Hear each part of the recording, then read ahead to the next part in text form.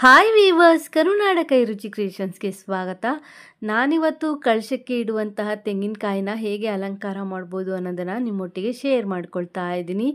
ನಾವಿಲ್ಲಿ ಮೊದಲಿಗೆ ಪೇಪರ್ನ ಕಟ್ ಮಾಡ್ಕೊಳ್ತಾ ಇದ್ದೀನಿ. ತೆಂಗಿನಕಾಯಿ ಸೈಜ್ಗೆ ಪೇಪರ್ನ ನೋಡಿಕೊಂಡು ನೀವಿಲ್ಲಿ ಕಟ್ ಮಾಡ್ಕೋಬೇಕಾಗತ್ತೆ. ತುಂಬ ದೊಡ್ಡದಾಗಿ ನಾವು ಪೇಪರ್ ಕಟ್ ಮಾಡಿಕೊಂಡ್ರೆ ಅಲಂಕಾರ ಅಷ್ಟು ನೀಟಾಗಿ ಬರಲ್ಲ. ಸೊ ನಾನಿಲ್ಲಿ ಪೇಪರ್ನ ಸಣ್ಣದಾಗಿ ಈ ರೀತಿ ಕಟ್ ಮಾಡಿ ಫೋಲ್ಡ್ ಮಾಡಿ ಇಟ್ಕೊಂಡು ಡ್ರಾ ಮಾಡ್ಕೊಳ್ತಾ ಇದ್ದೀನಿ. ನಿಮಗೆ ಯಾವ ರೀತಿ ಡಿಸೈನ್ ಬೇಕು ಆ ರೀತಿ ಡಿಸೈನಲ್ಲಿ ನೀವಿಲ್ಲಿ ಡ್ರಾ ಮಾಡ್ಕೋಬಹುದು. ಸತ್ಯನಾರಾಯಣ ಸ್ವಾಮಿ ಪೂಜೆ ಅಥವಾ ಕೆಲವು ವ್ರತಗಳಲ್ಲಿ ತೆಂಗಿನಕಾಯಿನ ಅಲಂಕಾರ ಮಾಡ್ತಾರೆ. ಆ ರೀತಿಯಲ್ಲಿ ಇವತ್ತು ನಾನು ಅಲಂಕಾರನ ತೋರಿಸ್ತಾ ಇದ್ದೀನಿ. ಈಸಿಯಾಗಿ ಬೇಗನೆ ಮಾಡ್ಕೋಬಹುದು, ಸುಲಭವಾಗಿ ಮಾಡ್ಕೊಳ್ಳುವಂಥ ಅಲಂಕಾರ ಅಂತಲೇ ಹೇಳ್ಬೋದು. ನೋಡ್ತಾ ಇರ್ಬೋದು, ನಾನು ಈ ರೀತಿಯಾಗಿ ಡ್ರಾ ಮಾಡ್ಕೊಂಡಿದ್ದೀನಿ.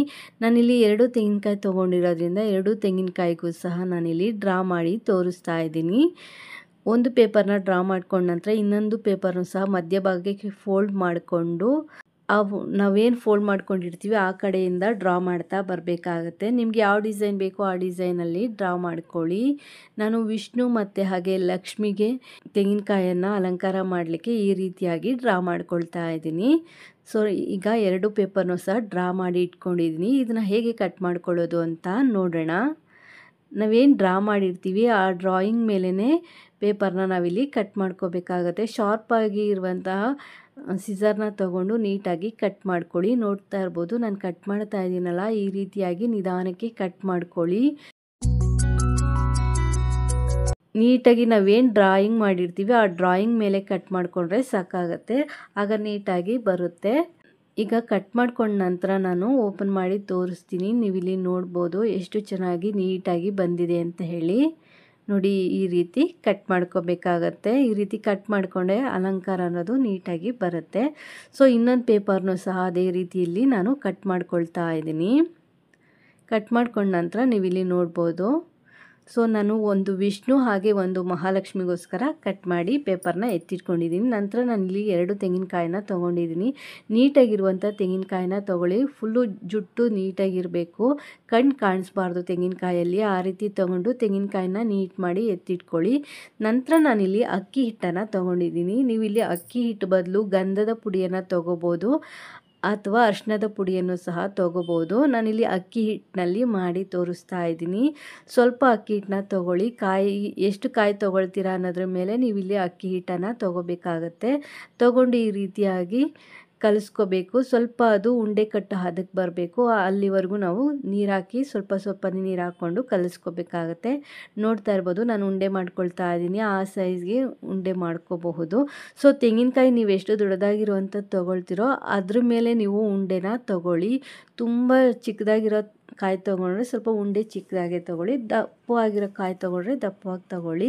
ತೆಂಗಿನಕಾಯಿನ ವಾಶ್ ಮಾಡಿ ಇಟ್ಕೊಳ್ಳಿ. ನಾವು ಯಾವ ಜಾಗದಲ್ಲಿ ನಾವು ಅಕ್ಕಿ ಹಿಟ್ಟಿನ ಉಂಡೆನ ಅಂಟಿಸ್ತೀವಿ ಅಥವಾ ಅರಿಶಿಣದ ಉಂಡೆ ಅಥವಾ ಗಂಧದ ಉಂಡೆ ಅಂಟಿಸ್ತೀವಿ ಆ ಜಾಗನ ತೇವ ಮಾಡ್ಕೊಂಡಿರಬೇಕು. ಮೊದಲೇ ತೇವ ಮಾಡಿಕೊಂಡು ನಂತರ ಆ ಜಾಗಕ್ಕೆ ಈ ರೀತಿ ಅಂಟಿಸ್ಬಿಟ್ಟು ಕೈಯಿಂದ ನೀಟಾಗಿ ಪ್ರೆಸ್ ಮಾಡಿ ಅಲ್ಲಿ ಶೇಪನ್ನು ಕೊಟ್ಕೊಂಡ್ರೆ ನೀಟಾಗಿ ಕಾಣಿಸುತ್ತೆ.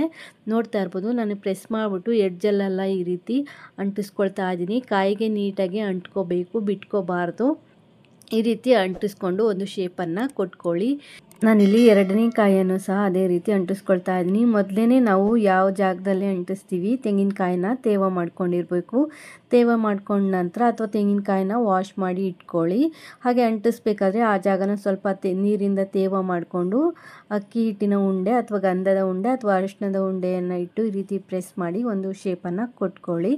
ನಂತರ ನಾನಿಲ್ಲಿ ಏನು ಪೇಪರ್ನ ಕಟ್ ಮಾಡ್ಕೊಂಡಿದ್ದೆ ಅದನ್ನ ನಾನು ಅಕ್ಕಿ ಹಿಟ್ಟಿನ ಉಂಡೆನ ಏನು ಶೇಪ್ ಕೊಟ್ಕೊಂಡಿದ್ದೆ ತೆಂಗಿನಕಾಯಿ ಮೇಲೆ ಅದ್ರ ಮೇಲೆ ಇಟ್ಬಿಟ್ಟು ಪೇಪರ್ನ ಅಂಟಿಸ್ಬಿಟ್ಟು ಅಲ್ಲಿ ನೀರನ್ನು ಈ ರೀತಿ ಅದ್ಕೊಳ್ತಾ ಇದ್ದೀನಿ. ಬೆರಳಲ್ಲಿ ನೀರನ್ನು ಅದ್ಕೊಂಡು ನಾವೇನು ಪೇಪರ್ನ ಕಟ್ ಮಾಡಿಕೊಂಡಿರ್ತೀವಿ ಆ ಜಾಗಕ್ಕೆ ಆ ಶೇಪ್ಗೆ ನೀರಿಂದ ಈ ರೀತಿ ವೆಟ್ ಮಾಡ್ಕೊಳ್ತಾ ಇದ್ದೀನಿ, ತೇವ ಮಾಡ್ಕೊಳ್ತಾ ಇದ್ದೀನಿ. ಈ ರೀತಿ ತೇವ ಮಾಡಿಕೊಂಡ್ರೆ ಕುಂಕುಮ ಹಾಕಿದಾಗ ಅಂದರೆ ಕುಂಕುಮ ಹಚ್ಚಿದಾಗ ಅದು ನೀಟಾಗಿ ಅಂಟ್ಕೊಳ್ಳುತ್ತೆ. ನಾನೀಗ ಕುಂಕುಮನ ಹಚ್ತಾ ಇದ್ದೀನಿ. ನಾವೇನು ಪೇಪರ್ ಕಟ್ ಮಾಡಿರ್ತೀವಿ ಆ ಗ್ಯಾಪ್ಗೆ ಕುಂಕುಮದಿಂದ ಈ ರೀತಿ ಹಚ್ತಾ ಬರಬೇಕಾಗತ್ತೆ. ಹಚ್ಚಿಬಿಟ್ಟು ಬೆರಳಲ್ಲಿ ನಿಧಾನಕ್ಕೆ ಪ್ರೆಸ್ ಮಾಡ್ಕೋಬೇಕು. ನೀಟಾಗಿ ಎಲ್ಲ ಕಡೆನೂ ಕುಂಕುಮ ಅಂಟ್ಕೊಂಡಿದೆಯಾ ಅಂತ ನೋಡಿಕೊಂಡು ನಿಧಾನಕ್ಕೆ ಪ್ರೆಸ್ ಮಾಡ್ಕೊಳ್ಳಿ. ಈ ರೀತಿ ಪ್ರೆಸ್ ಮಾಡೋದ್ರಿಂದ ಕುಂಕುಮ ಅನ್ನೋದು ಅಂಟ್ಕೊಳ್ಳುತ್ತೆ ಅಕ್ಕಿ ಹಿಟ್ಟಿಗೆ. ನಂತರ ನಿಧಾನಕ್ಕೆ ತೆಕ್ಕೊಳ್ಳಿ. ನೋಡ್ತಾ ಇರ್ಬೋದು ಹೇಗೆ ಕಾಣಿಸ್ತಾ ಇದೆ ಅಂತ ಹೇಳಿ. ಇನ್ನೊಂದು ಕಾಯಿಗೂ ಸಹ ನಾನು ಇದೇ ರೀತಿಯಾಗಿ ಕುಂಕುಮದ ಅಲಂಕಾರನ ಮಾಡ್ತಾ ಇದ್ದೀನಿ.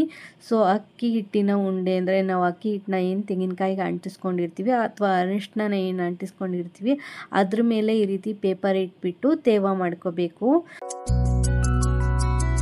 ತೇವ ಮಾಡಿಕೊಂಡು ನಂತರ ಈ ರೀತಿ ಕುಂಕುಮದಿಂದ ಸ್ವಲ್ಪ ಸ್ವಲ್ಪ ಕುಂಕುಮ ಹಾಕ್ತಾ ಪ್ರೆಸ್ ಮಾಡ್ತಾ ಬರಬೇಕು. ಆ ಗ್ಯಾಪ್ ಏನಿದೆ ಆ ಗ್ಯಾಪ್ನ ನೀಟಾಗಿ ಫಿಲ್ ಮಾಡಿ ಕುಂಕುಮದಿಂದ ಪ್ರೆಸ್ ಮಾಡಿ ನಿಧಾನಕ್ಕೆ ತೆಕ್ಕೋಬೇಕು. ತೆಕ್ಕೊಂಡ ನಂತರ ನೀವು ಇಲ್ಲಿ ನೋಡ್ತಾ ಇರ್ಬೋದು ಎಷ್ಟು ಚೆನ್ನಾಗಿ ಕಾಣಿಸುತ್ತೆ ಅಂತ. ವರಮಹಾಲಕ್ಷ್ಮಿ, ಸತ್ಯನಾರಾಯಣ ಸ್ವಾಮಿ ಪೂಜೆ ಹಾಗೆ ಶಿವನ ವ್ರತಗಳಲ್ಲಿ ನಾವು ಕಾಯಿ ಇಡ್ತೀವಿ. ಆ ಕಾಯಿಗೆ ಈ ರೀತಿಯಾಗಿ ನಾವು ಅಲಂಕಾರನ ಮಾಡ್ಕೋಬೋದು. ಈಸಿಯಾಗಿ ಈ ಅಲಂಕಾರನ ಮಾಡ್ಕೋಬಹುದು.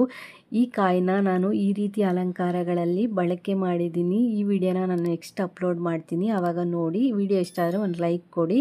Thanks for watching this video.